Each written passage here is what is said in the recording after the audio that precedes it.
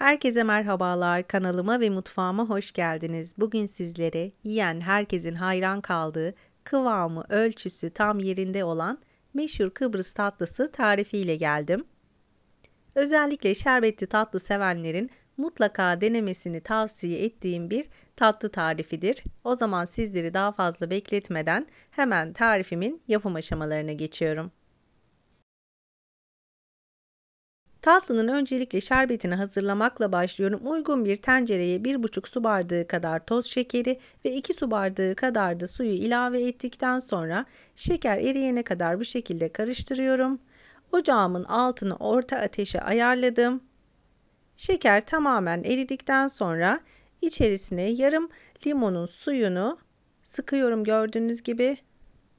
Bu şekilde orta ateşte kaynayıncaya kadar bekledim. Kaynamaya başladıktan sonra ocağımın altını kısıyorum. 5 dakika kadar bu şekilde kaynadıktan sonra soğuması için kenara alıyorum.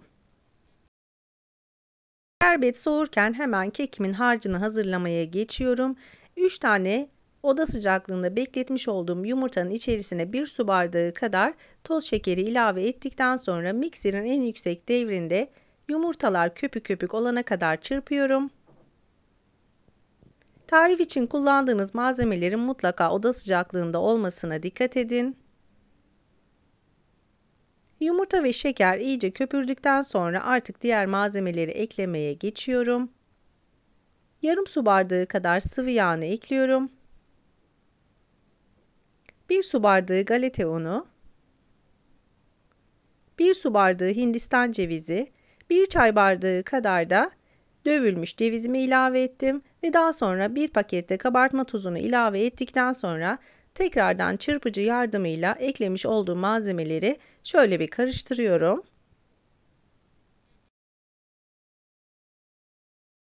Hazırlayacağım Kıbrıs tatlısını 28 santim boyutundaki kare borcam için hazırlıyorum. Malzemeleri karıştırdıktan sonra şöyle spatula ile tekrardan bir karıştırıyorum. Borcama bir miktar sıvı yağ ekliyorum. Fırça yardımıyla borcamın her tarafını yağladıktan sonra hazırlamış olduğum kek harcını borcamın içerisine ilave ediyorum. Bu aşamada fırınımı da önceden ayarladım. 170 derece alt üst ayar fırında kekimin üzeri kızarana kadar, tabii ki de kürdan testini mutlaka yapmanızı tavsiye ediyorum. Bu şekilde 170 dereceye ayarladığım alt üst ayar fırında üzeri kızarana kadar fırınımda pişireceğim. Şöyle spatula ile üzerlerini düzeltiyorum. Bu aşamada eşit bir şekilde dağılmasına özen gösterin. Keki fırına aldıktan sonra hemen tatlımın muhallebisini hazırlamaya geçiyorum. Derince bir tencerenin içerisine 1 litre kadar sütü ilave ediyorum. Hemen içerisine yarım su bardağı kadar toz şekeri, 1 su bardağı kadar da mısır nişastasını ilave ediyorum. Dilerseniz buğday nişastası da kullanabilirsiniz. Bir pakette vanilyayı ilave ettikten sonra içerisinde topaklanma olmayana kadar spatula yardımıyla şöyle bir karıştırıyorum.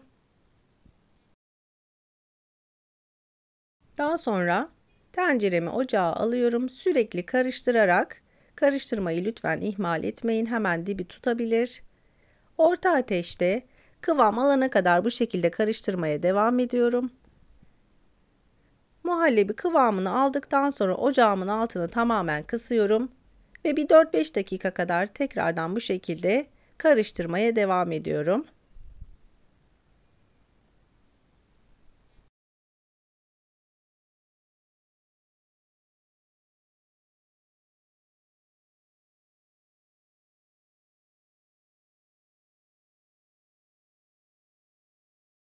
Muhallebi fokurdamaya başladıktan sonra hemen ocağımdan alıyorum.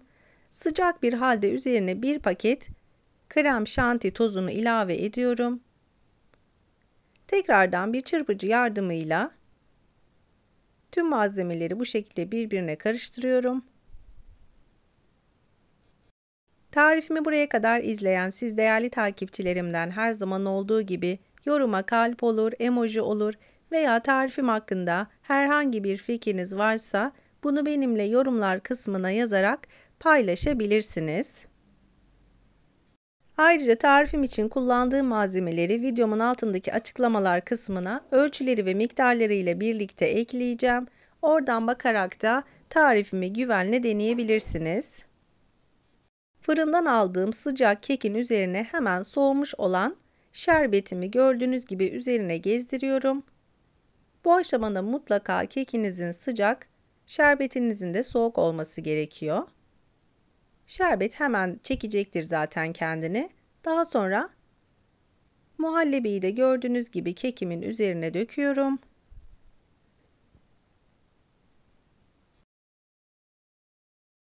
Muhallebinin tamamını kekin üzerine döktükten sonra spatula yardımıyla şöyle üzerini gördüğünüz gibi düzeltiyorum.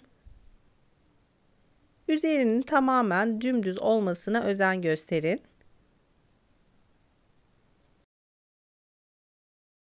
Tatlınızı bu şekilde hazırlarken vaktiniz varsa bir gece, eğer vaktiniz yoksa en az 4 saat kadar buzdolabında soğuması için, dinlenmesi için bekletmenizi tavsiye ediyorum. O şekilde kıvamı daha güzel olacaktır. Tatlının üzerini tamamen düzelttikten sonra yarım su bardağı kadar da Hindistan cevizini tatlının her tarafına gelecek şekilde serpiştiriyorum. Yapmış olduğum tüm tariflerde sizlere elimden geldiği kadar tüm püf noktalarını vermeye çalışıyorum. Ama yine de aklınıza herhangi bir şey takılırsa yorumlara yazın lütfen. Yorumlarınızı görür görmez sizlere yardımcı olmaya çalışırım.